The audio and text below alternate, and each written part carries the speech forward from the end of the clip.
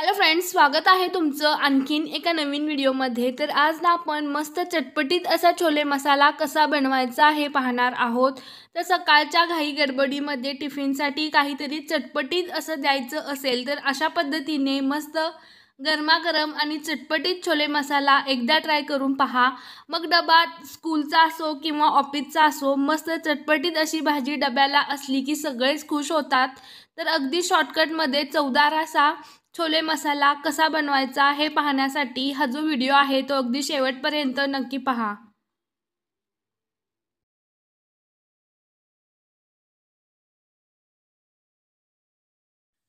तर छोले मसाला बनवण्यासाठी हे जे छोले आहेत ते मी रात्रभर भिजवून घेतलेले आहेत। तर कोणतेही कडधान्य भिजवताना आपण त्यामध्ये जे पाणी वापरतो त्या पाण्यामुळे कडधान्याला एक उग्र वास तयार होतो।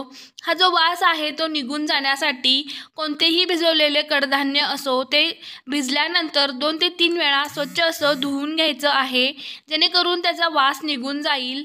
त्यानंतर जेवढे छोले मला आवश्यक आहेत तेवढे छोले मी कुकरमध्ये काढून घेते आणि आवश्यकतेनुसार पाण्याचा वापर करून आपल्याला ते मऊसर असे शिजवून घ्यायचे आहेत। तर कुकरमध्ये आवश्यकतेनुसार मी पाण्याचा वापर केला आणि त्यामध्ये चवीनुसार आपल्याला मीठ ॲड करायचं आहे, जेणेकरून मिठाची जी चव आहे ती छोले शिजताना छोल्यांमध्ये व्यवस्थित अशी मिक्स होईल। म्हणून आपल्याला या स्टेजला यामध्ये मीठ ॲड करायचं आहे। सोडा वगैरे काहीच न टाकता आपल्याला हे जे छोले आहेत ते 2 ते 3 शिट्ट्यांमध्ये व्यवस्थित असे शिजवून घ्यायचे आहेत। त्यानंतर मी 2 बारीक टोमॅटो कट करून घेतले आहेत आणि 4 मध्यम आकाराचे कांदेही मी अगदी लांबसर असे कट करून घेते। कच्च्या कांद्याचीच या इथे मी पेस्ट बनवणार आहे आणि टोमॅटोची एक वेगळी पेस्ट आपण या इथे बनवणार आहोत। कांदा बारीक करून घेऊयात। तोपर्यंत आपले या इथे छोलेही व्यवस्थित असे शिजले आहेत की नाही हे आपण चेक करूयात। कुकरची वाफ निघली की कुकर उघडून आपण पाहूयात की आपले जे छोले आहेत ते शिजले आहेत की नाही। ते मस्त मऊसर असे हे जे छोले आहेत ते या इथे शिजून तयार आहेत। कांद्याची पेस्ट आपण ऑलरेडी करून घेतली आहे। आता टोमॅटोची पेस्ट बनवूयात।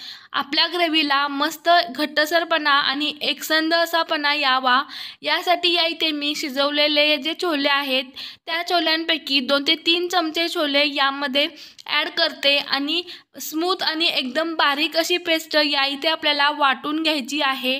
टोमॅटो अगदी मऊसर असा वाटून घ्यायचा आहे। अशा पद्धतीने पेस्ट तयार होते। अशा पद्धतीची पेस्ट वापरल्यास आपल्या भाजीला छान एकसंधपणा येतो। यामध्ये असणारं जे एक्स्ट्राचं पाणी आहे ते फेकून न देता भाजीची कन्सिस्टन्सी ॲडजस्ट करण्यासाठी सेम हेच पाणी आपल्याला वापरायचं आहे। त्यानंतर पॅनमध्ये 2 ते 3 चमचे तेल गरम करून झालं की त्यामध्ये मी थोडेफार जिरे ॲड करते।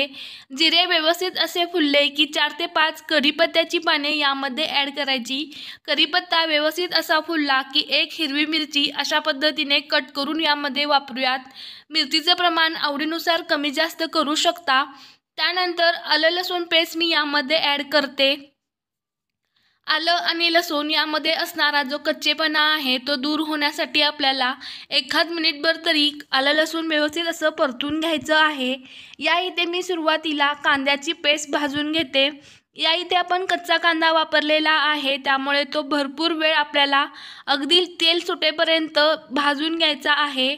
जर कांदा कच्चा राहिला तर भाजीला उग्र वास येतो आणि आपल्याला पित्ताचं कारण बनू शकतो। म्हणून आपल्याला कांदा व्यवस्थित असा अगदी ब्राऊन होईपर्यंत किंवा तेल सुटेपर्यंत मोकळा सुटसुटीत होईपर्यंत तो भाजून घ्यायचा आहे। एखाद मिनिट कांदा परतला की आपण त्यामध्ये टोमॅटोची पेस्ट ॲड करूयात। टोमॅटोही आपल्याला व्यवस्थित असा भाजून घ्यायचा आहे। टोमॅटोमध्ये थोडाफार आंबटपणा असतो, त्यामुळेही आपल्याला पित्त वगैरे होऊ शकतं। म्हणून आपल्याला गॅसची फ्लेम जी आहे ती हाय ठेवून व्यवस्थित असं कांदा आणि टोमॅटो भाजून घ्यायचा आहे। तर या इथे कांदा टोमॅटो भाजताना भरपूर सारे पेशन्स ठेवायचे। इथे पाहू शकता तुम्ही आपली जी पेस्ट आहे किंवा ग्रेव्ही आहे त्या ग्रेव्हीचा कलर कसा पद्धतीचा आलेला आहे। यामध्ये असणारं जे पाणी आहे ते पाणी आपोआप आटलं गेलं आहे। त्यानंतर यामध्ये आपण काही पावडर मसाले ॲड करूयात। तर 1 चमचा धनेपूड, 1 चमचा जिरेपूड, गरम मसाला, छोले मसाला आणि यामध्ये मी अर्धा चमचा चाट मसाला वापरला आहे। सर्व मसाले व्यवस्थित असे मिक्स करून घेऊयात। चाट मसाला वापरल्यामुळे छोले मसाल्याला अशी चटपटीत चव येते आणि मस्त चवीची छोले मसाला तयार होतो। सर्व जे पावडर मसाले आहेत ते व्यवस्थित असे परतून घेऊयात। त्यानंतर यामध्ये चवीनुसार लाल तिखट ॲड करायचं आहे। तर इथे मी 1.5 चमचा घरगुती लाल तिखट ॲड केलं आहे। हे जे लाल तिखट आहे ते तुम्ही तुमच्या आवडीनुसार नक्कीच कमी जास्त करू शकता। सर्व जे जिन्नस आहेत ते व्यवस्थित असे मिक्स करून घ्यायचे। कोणताही पदार्थ किंवा कोणताही मसाला करपू नये याची आपल्याला इथे काळजी घ्यायची आहे। मस्त सर्व मसाले अगदी व्यवस्थित असे मिक्स झाले की तुम्ही ते पाहू शकता आपली जी ग्रेव्ही आहे त्या ग्रेव्हीला कसा पद्धतीचा कलर आलेला आहे। छोले शिजताना आपण जे पाणी वापरलं होतं त्याच पाण्याचा उपयोग इथे भाजीची कन्सिस्टन्सी ॲडजस्ट करण्यासाठी करायची आहे। जर तुम्हाला जास्त पातळ भाजी हवी असेल तर तुम्ही आणखीन थोडं गरम पाणी यामध्ये नक्कीच ॲड करू शकता। मस्त चटपटीत अशी छोले मसाला तयार होतो। त्यानंतर यामध्ये मी चवीनुसार आणखीन थोडं मीठ ॲड केलं। सुरुवातीला आपण छोले शिजताना थोडंफार मीठ ॲड केलं होतं। त्यानंतर काळजीपूर्वक आपल्याला परत थोडंसं मीठ ॲड करायचं आहे। एखाद मिनिट तरी उकळी काढण्यासाठी या इथे आपल्याला व्यवस्थित झाकण लावून कव्हर करायचं आहे। एक छान अशी उकळी आली की परत सर्व जे जिन्नस आहेत ते मिक्स करून घेऊयात। एकसंध आणि दाटसर अशी ग्रेव्ही आपली तयार झाली आहे। टोमॅटो बारीक करताना त्यामध्ये 2 ते 3 चमचे शिजलेले छोले घाला। मस्त अशी कन्सिस्टन्सी भाजीला येते।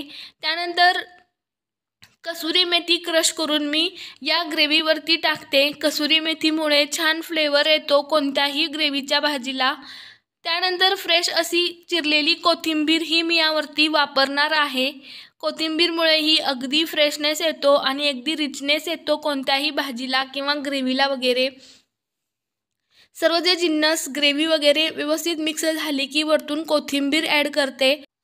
सकाळच्या घाई गडबडीमध्ये जेव्हा आपल्याला टिफिन बनवायचा असतो, आठवड्याच्या शेवटी जेव्हा सगळ्याच भाज्या संपलेल्या असतात, घरी काहीच शिल्लक नसतं, तेव्हा काय बनवायचं हा खूप मोठा प्रश्न असतो। मग आदल्या दिवशी रात्री मस्त छोले भिजवा, सकाळी कुकरला शिजवून घ्या, कांदा टोमॅटोची पेस्ट बनवा आणि मस्त चमचमीत अशी भाजी टिफिनसाठी ट्राय करा। टिफिन स्कूलचा असो, कॉलेजचा असो किंवा ऑफिसचा असो, सगळे अगदी खुश होतील। मस्त चमचमीत अशी भाजी तयार होते। अगदी कमी वेळामध्ये कमी साहित्यामध्ये ही भाजी तयार होते आणि सगळ्यांना खुश करणारी भाजी तयार होते। व्हिडिओ पाहिल्याबद्दल धन्यवाद।